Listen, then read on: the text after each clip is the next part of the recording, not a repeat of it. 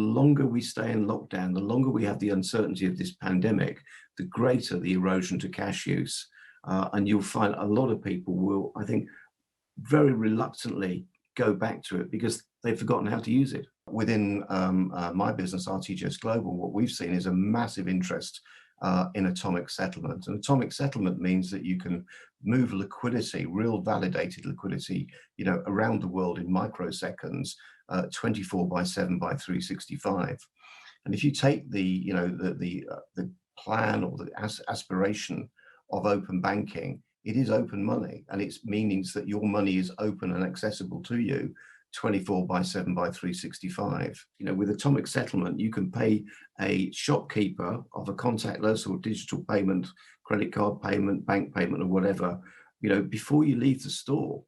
You don't have to have this delay. It doesn't impact on the margins and the revenue case of the card schemes. All it does is deliver a massive service, which is parallel to cash usage to the retailer.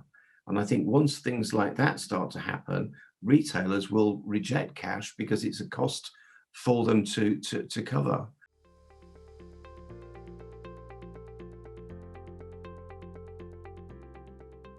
The problem that we have is that, open banking, the marketplace is really driven by the entrepreneurs in it, who tend to be smaller companies.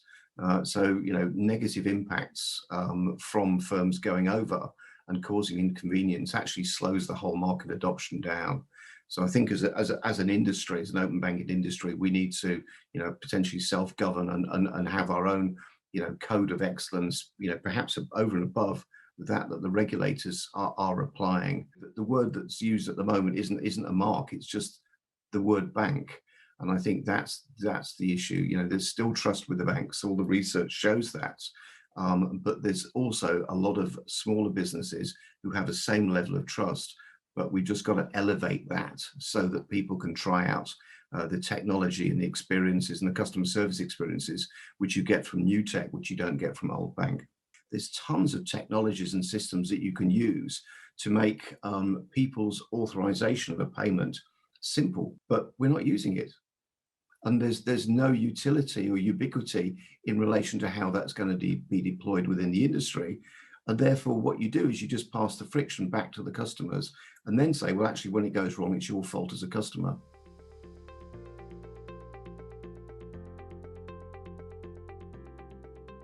Customer service and efficiency.